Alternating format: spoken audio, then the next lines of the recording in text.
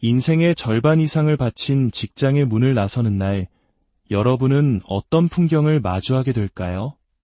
익숙했던 책상과 동료들의 얼굴, 치열했던 지난 세월이 주마등처럼 스쳐 지나가고 마침내 찾아온 자유에 대한 설렘과 동시에 앞으로 펼쳐질 낯선 시간에 대한 막막함이 교차하는 순간.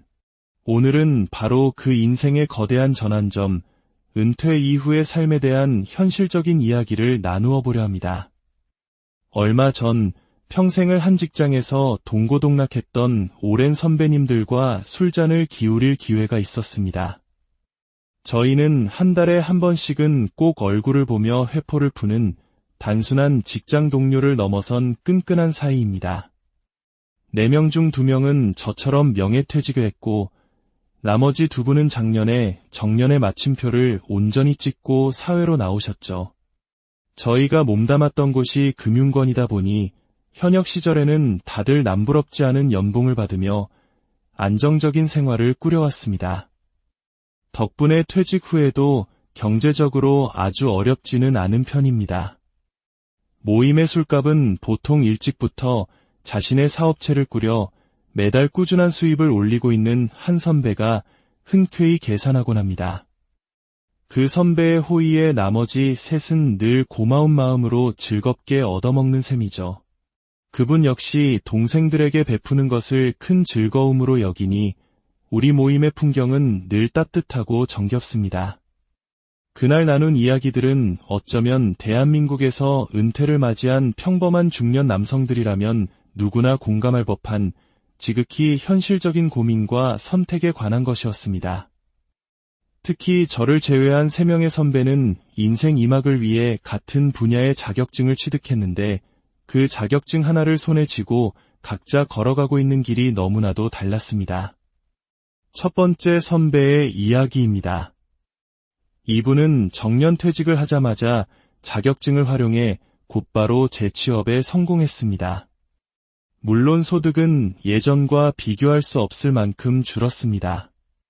회사에 다닐 때 임금 피크제 적용으로 연봉이 줄었다고는 해도 연말정산 기준으로 못해도 6천만 원은 되었을 겁니다. 하지만 새로운 직장에서 받는 월급은 기본급 100만 원에 각종 수당을 모두 합쳐야 겨우 200만 원 남짓. 심지어 이 직장을 얻기 위해 받을 수 있었던 실업급여까지 포기해야 했습니다. 하지만 선배는 장기적인 관점에서 안정적인 소득을 선택한 것이라며 담담하게 말했습니다. 매달 정해진 날에 월급이 들어온다는 사실이 주는 심리적 안정감, 그리고 다시 사회의 일원으로서 소속감을 느낄 수 있다는 것이 무엇보다 중요했다고 합니다. 제 눈에도 그 선택은 현실을 냉정하게 직시하고 내린 현명한 결정처럼 보였습니다. 두 번째 선배의 상황은 조금 달랐습니다. 비슷한 시기에 자격증을 땄지만 그는 실업급여를 다 받고 나서 천천히 일자리를 알아보겠다고 선언한 상태였죠.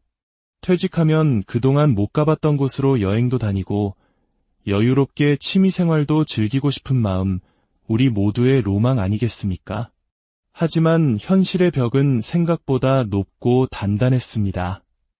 막상 퇴직하고 보니 매달 고정적으로 나가는 생활비의 압박이 생각보다 컸고 선배의 얼굴에도 조금씩 그늘이 지기 시작했습니다. 이 선배는 아주 독실한 신앙인으로 교회에서 장로 직분을 맡고 계십니다. 그러던 어느 날 같은 교회에 다니는 지인이 자신의 사업체에서 아르바이트를 해보지 않겠냐고 제안을 해왔다고 합니다. 평생 사무실에 앉아 서류와 씨름하던 분이 해보지 않았던 현장 감독 일이었습니다. 처음에는 망설였지만 뭐라도 해야겠다는 생각에 일을 시작했습니다. 선배는 그날의 경험을 이렇게 회상했습니다. 평생 해보지 않았던 육체노동을 하고 저녁에 집에 돌아오면 온몸이 녹초가 되더군. 그런데 정말 이상하게도 그때 처음으로 돈의 진짜 소중함을 깨달았어. 예전에는 매달 21일이면 그냥 통장에 자동으로 찍히는 숫자였는데 이제는 내 땀과 시간의 결정체라는 걸 온몸으로 느끼게 된 거지. 사회에 나와보니 쉬운 일이 하나도 없다는 것을, 땀 흘려번 돈 1만 원이 얼마나 귀한지를 비로소 알게 되었다며 쓴웃음을 지었습니다. 두 선배의 이야기를 들으며 퇴직 4년 차인 저 역시 깊은 생각에 잠겼습니다. 저 또한 두 분의 도전에 자극을 받아 같은 자격증 시험을 준비했고 다행히 필기와 실기 모두 한 번에 합격하는 행운을 얻었습니다. 작년 필기시험 합격률이 40%가 채 안 되었다고 하니 나름대로 열심히 노력한 보람이 있었던 셈입니다. 이제 곧 연수를 마치면 정식 자격증이 나옵니다. 저 역시 두 선배의 뒤를 이어 새로운 도전을 시작해 보려 합니다. 이미 취업한 선배에게 일은 어떤지, 힘든 점은 없는지 꼼꼼히 물어보았습니다. 하루 8시간 다양한 사람들을 상대하는 일이라 고충도 있지만 오히려 새로운 사람들을 만나고 대화하는 것이 삶의 활력이 된다고 했습니다. 특히 저희처럼 오랫동안 고객을 상대하는 서비스 직종에 있었던 사람들에게는 더할 나위 없이 적합한 일이라는 생각이 들었습니다. 흥미로운 점은 직장 동료들의 출신이 워낙 다양하다 보니 월급날 표정이 제각각이라는 것이었습니다. 특히 공무원이나 경찰서장 같은 고위직으로 퇴직한 분들은 이미 충분한 연금을 받고 있기 때문에 월급에 크게 연연하지 않는다고 합니다. 추가 수당을 벌기 위해 주말 근무나 연장 근무를 자청하는 일도 거의 없이 딱 주어진 시간만큼만 일하고 여유를 즐긴다는 것이죠. 이분들에게 이 일은 생계 수단이라기보다는 소일거리나 사회활동의 연장선인 셈입니다. 반면 저희 선배처럼 퇴직 후 바로 연금이 나오지 않거나 연금 액수가 부족한 사람들은 주말 근무도 마다하지 않으며 한 푼이라도 더 벌기 위해 노력합니다. 선배도 일이 많을 때는 한 달에 350만 원까지 벌어봤다며 뿌듯해했습니다.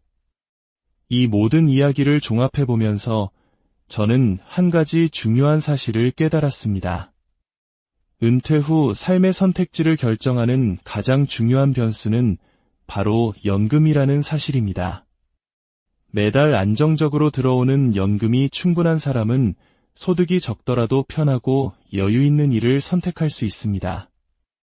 하지만 그렇지 못한 사람은 당장의 생활을 위해 힘들고 고된 일을 찾아 나설 수밖에 없습니다. 제가 주변 지인들에게 이 자격증을 추천했을 때도 반응은 극명하게 갈렸습니다. 경제적으로 여유가 있는 사람들은 그거 괜찮네라며 당장 책을 사서 준비를 시작했습니다. 하지만 그렇지 않은 사람들은 책 놓은 지가 언젠데 공부할 자신이 없다. 차라리 몸으로 때우는 게 속 편하다라며 손사래를 쳤습니다. 새로운 것에 대한 도전, 그리고 시험에 대한 두려움이 그들의 발목을 잡고 있었던 것입니다. 하지만 우리가 분명히 알아야 할 것이 있습니다. 은퇴 후에 기존에 하던 일을 계속할 수 있는 사람은 10%도 채 되지 않을 것입니다.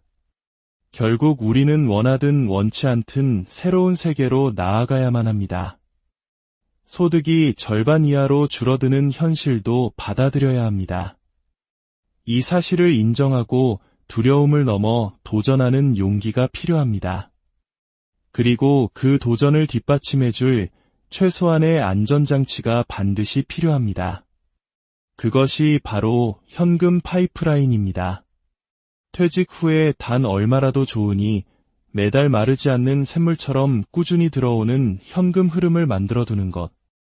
이것이 준비된 은퇴와 준비되지 않은 은퇴를 가르는 결정적인 차이라고 저는 생각합니다. 미리 준비하고 도전을 두려워하지 않는다면 인생의 후반전은 전반전보다 훨씬 더 풍요롭고 즐거울 수 있습니다. 여러분의 인생 이막이 불안과 걱정이 아닌 설렘과 기대로 가득하기를 진심으로 소망합니다. 오늘 이야기가 여러분의 마음에 작은 울림을 주었다면 구독과 좋아요로 저희의 여정에 동참해 주십시오. 여러분의 응원 하나하나가 저희가 더 깊이 있는 이야기를 만드는 데 큰 힘이 됩니다. 또한 이야기가 필요할지 모를 주변의 소중한 분들께 공유해 주신다면 그 또한 지혜를 나누는 귀한 선물이 될 것입니다. 여러분의 새로운 출발에 언제나 축복이 가득하기를 기원합니다.